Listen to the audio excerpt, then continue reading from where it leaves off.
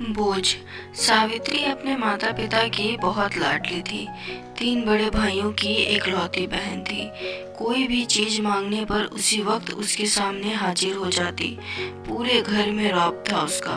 पूरे परिवार और नौकरों पर राजकुमारी की तरह हुक्म चलाती थी सावित्री। स्कूल में भी पूरा रौब था उसका। बड़े घर की लाडली जो थी वह। ऐसे ही उसने कॉलेज में दाखिला लिया। उसकी ठाट बाट बड़ी गाड़ी में आना जाना, हर दिन नया फैशन देखकर हर कोई उससे दोस्ती करना चाहता था। थोड़े ही दिनों में उसके बहुत से दोस्त बन गए। पूरे कॉलेज में उसकी अपनी एक अलग ही पहचान थी। इन दिनों उसके घर एक रिश्ता आया। खानदानी लोग थे और पापा की पुरानी जान पहचान थी उनके साथ। सावित्री के साथ कोई जबरदस्ती नहीं थी, पर सावित्री ने फिर भी हाँ कर दी, क्योंकि वह अपने परिवार से बहुत प्यार करती थी। वह जानती थी कि वह लोग उसका अच्छा ही सोचेंगे। लड़के का नाम राज था। राज काफी पढ़ा लिखा और समझदार लड़का था। ससुराल वाले भी बहुत अच्छे थे। ससुराल में सावित्री की जगह वैसी ही थी जैसे कि मायके में। कोई भी काम सावित्री की सलाह के बिना नहीं होता था। सबकी लाडली बहू बन गई थी वह। फिर उसके घर एक बेटे का जन्म हुआ। बेटे का नाम सोनू रखा। सोनू सावित्री को जान से प्यारा था। पोता पाकर ससुराल वाले तो फूले नहीं समा रहे थे। सावित्री कभी कभी सोचती कि उसकी किस्मत कितनी अच्छी है। उसका हर अपना उसे कितना प्यार करता है। चाहे जीवन में कैसा भी समय आए, मेरे अपने हमेशा मेरे साथ रहते हैं। मैं कभी अकेली नहीं हो सकती। कितनी खुशकिस्मत हूँ मैं। पर शायद सावित्री की खुशियों को उसकी अपनी ही नजर लग गई थी। एक दिन वह मायके जाने की जिद कर बैठी। राज को बहुत काम था, लेकिन वह फिर भी उसे ले गया।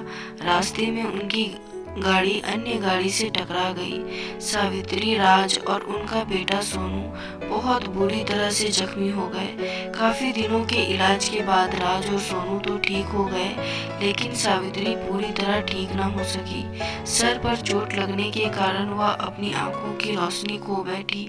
अब सावित्री की किस्मत जैसे उल्टे पांव चलने लगी। मायके वाले कुछ दिनों तक उसे मिलने आते रहे, फिर कभी कभार फोन ही करके पूछ लेते कि अब कैसी हो। धीरे धीरे ये सिलसिला भी कम हो गया। ससुराल वालों की सहानुभूति भी कम होने लगी। घर में किसी को पास बैठने के लिए कहती तो जवाब मिलता, बहुत काम है, अब तुम तो हाथ नहीं बटा सकती। राज भी चिड़चिड़ा हो गया था।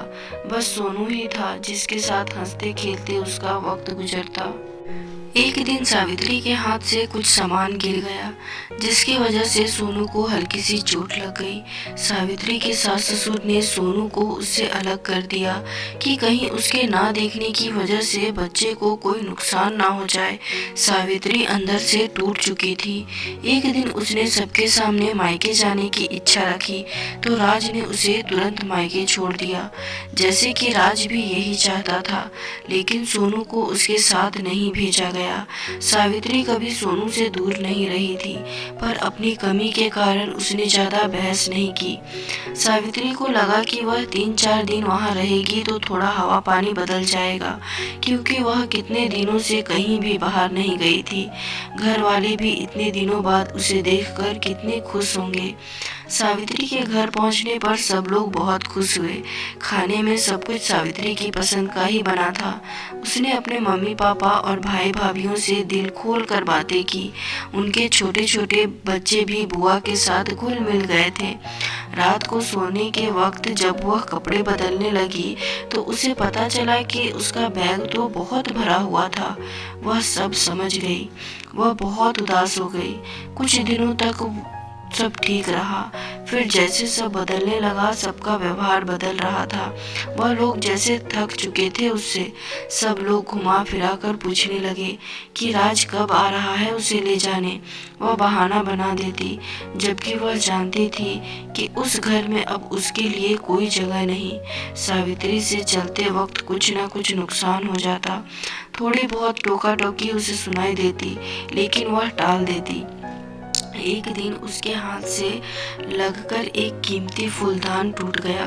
छोटी भाभी ने बहुत हंगामा मचाया। सावित्री के माता पिता रोज रोज के झमेलों से तंग आ गए थे।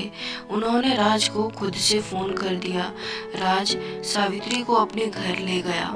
सावित्री को अपने परिवार वालों से ये उम्मीद ना थी।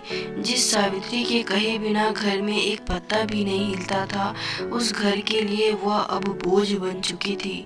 राज के साथ ससुराल आते वक्त वो बहुत खुश थी, क्योंकि वह अपने घर जा रही थी, अपने जिगर के टुकड़े सोनू के पास। परंतु यह खुशी भी कुछ पल की ही थी। सारा बंदोबस्त पहले ही किया हुआ था। सावित्री को सीधे ऊपर वाले कमरे में पहुंचा दिया गया। सोनू से दूर रहने की सख्त चेतावनी दी गई। एक काम वाली मासी को उसकी जिम्मेवारी सौंपी गई, जो उसके खाने पहनने जैसी जरूरतों का ध्यान रखती। सावित्री ज्यादातर चुप ही रहती, कभी कभी काम वाली मासी से थोड़ा बतिया लेती। उसके जरिए सोनू का पता चल जाता। सबकी लाडली बेटी और बहू सबके लिए बोझ बन चुकी थी। उम्मीद करती हूँ कहानी पसंद आई होगी। इस पर आपकी क्या राय है कमेंट में जरूर बताएं, और लाइक शेयर सब्सक्राइब तो जरूर कर दें। कहानी सुनने के लिए और देखने के लिए बहुत बहुत धन्यवाद।